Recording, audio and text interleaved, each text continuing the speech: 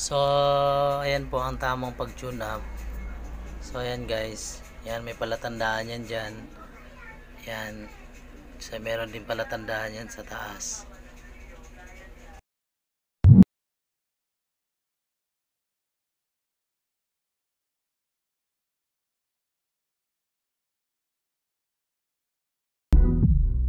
Hello guys, tuturuan ko kayo kung paano mag-tune up ng barako to. So, ganito lang guys. Tatanggalin mo lang yung upuan saka tangke. Para naman sa ganun, pag nag-tune up ka, medyo manual. So, ayan. Samahan mo ako kung paano natin tune up. Step by step. So, ayan po. Kailangan po natin magtanggalin yung langis. I-drain po natin. Nang sa ganun, pag tune up, ay hindi po kakalat ang langis. Dahil po ay tatanggalin po natin ang magneto. Takip ng magneto. So, ngayon, ang ginagawa ko ngayon, tatanggalin ko ang cover ng engine sprocket.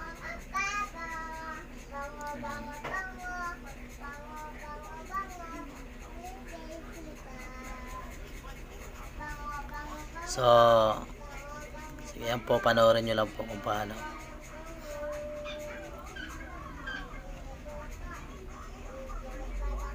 So, ayan, natanggal na.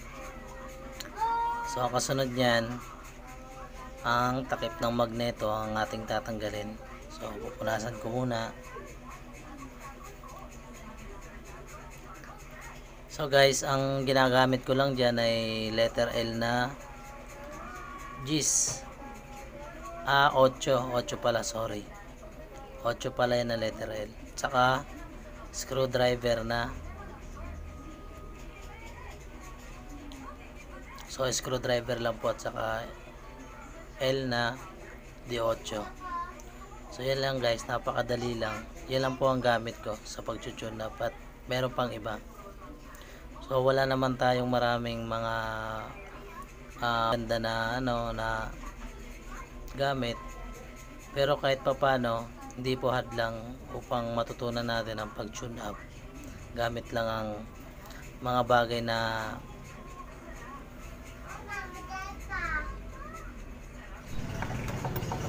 ayan po, tatanggalin ko na po. Balik ka na tayo. So, ayan po ang itsura niya. So, kailangan po pag nag-tune up ka, kailangan sabay mo na sa pag-change oil. Ituturo ko yan para isahan na lang. So, ayan, meron po yung marking sa magneto at saka sa timing chain. So, abangan nyo lang po kung paano natin yan ita-timing. Yan po ang pinaka kumbaga perfecto na pag-tune up.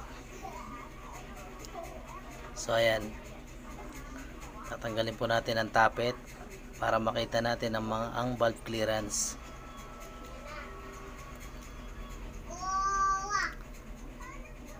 So, ayan, sa intake na tayo, nagtatanggal ng tappet.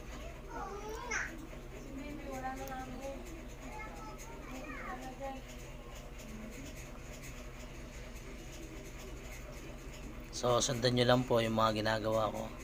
Ngayon, guys, nakapa ko yun kanina, yung intake. Hindi naman siya masyadong angat at sinukat ko na ng feeler gauge. So, wala siyang problema. So, ito na ngayon. Dito na tayo sa tune up. Yan, meron niyang marking dyan, makikita. Katabi ng T. Ayan o, guhit yan, palubog. So, itatapat mo lang yan dyan sa may parang patulis na lawit. So, ito naman, may lubog na mahaba na guhit. Itatapat mo rin siya sa tuldok na lubog. So, ganyan lang guys. So, ngayon, iikutin natin yan at uulitin natin. Nasa gano'n makatiyak tayo. Ayan. So, ikot lang po. Kailangan papunta sa kaliwa. Huwag po pa kanan kailangan pa kaliwa po. Para maganda yung tune up niya. So, ayan. So, ayan guys. tignan nyo lang. Yan, tuldok. Gaya nung kanina, nung pinakita ko sa inyo, nung una. So, ayan yung intake niya, okay pa siya. Yung kasing exhaust niya, exhaust pa yun o exhaust. So, hindi ako, ano siya, maluwag. So, kailangan natin siyang medyo ibaon ng konti. Gagamit tayo ng filler gauge. So, ang gamit ko na filler gauge yan guys, 0.5. So, para sa akin, yun ko kasi ang ano ko, gamit ko para iwas na kalansing. Tsaka, maganda yung ano niya, takbo ng ano niya, arangkada niya. So, ayan na guys, tingnan nyo lang. Pag ikot, kailangan sabay. Ayan o, sample lang yun. So, ayan na, susukat ko na yung filler gauge. 0.5 po ang gamit ko na filler gauge. So, ayan, ang gamit po dyan, ayan, flat screw. At saka, yabi na G's. Ayan, luluwagan ko po. Yan pong flat screw na yan, na tinutusok ko. Ano po yan, pangontra, para po, pag higpit ko nung ano, ayan, pag hinigpitan ko po siya, hindi po siya sasabay sa pag ano, higpit, para maintain siya. So, bali po, magiging pangontra siya, ganun. Yan, ganyan po ang tamang pamamaraan. Kailangan mo siyang kontrahin pag hinigpitan mo yung washer o yung nut pala, sorry. So, ayan na. Sige. Sige pa, patsakan mo.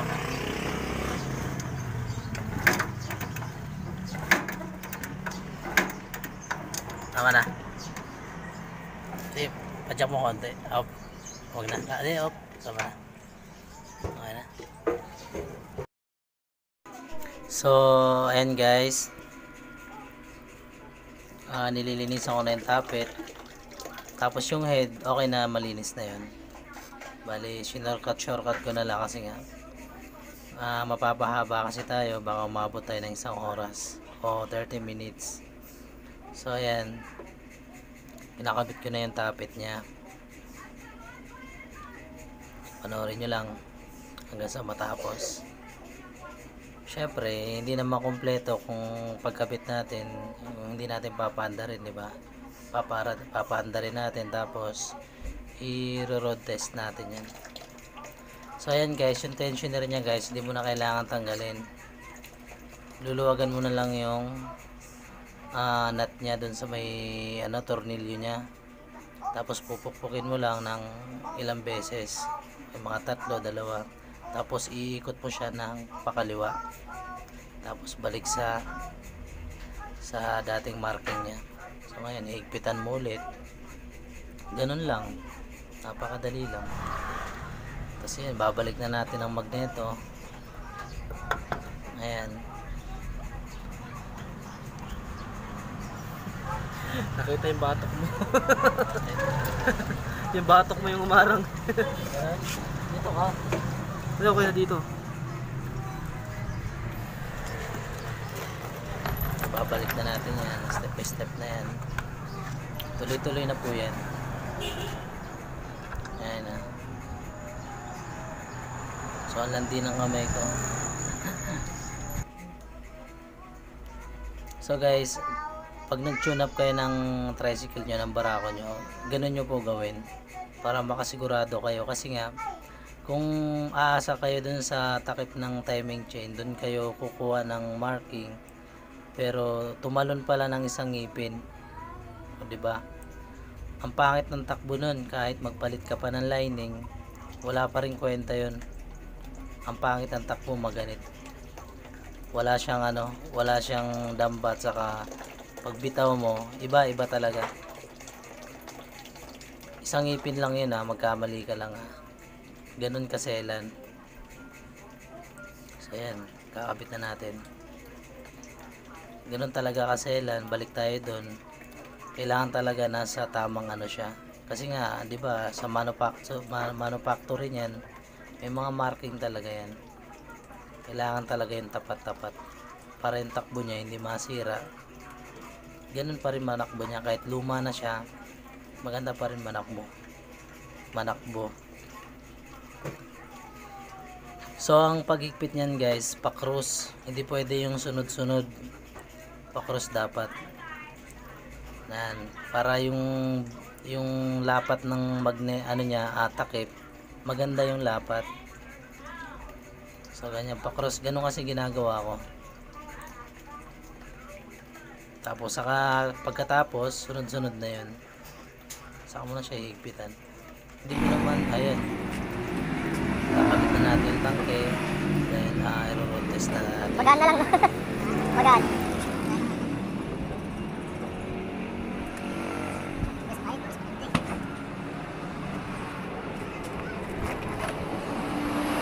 Okay na, post na. Ilapit mo. Sige. Ayan na.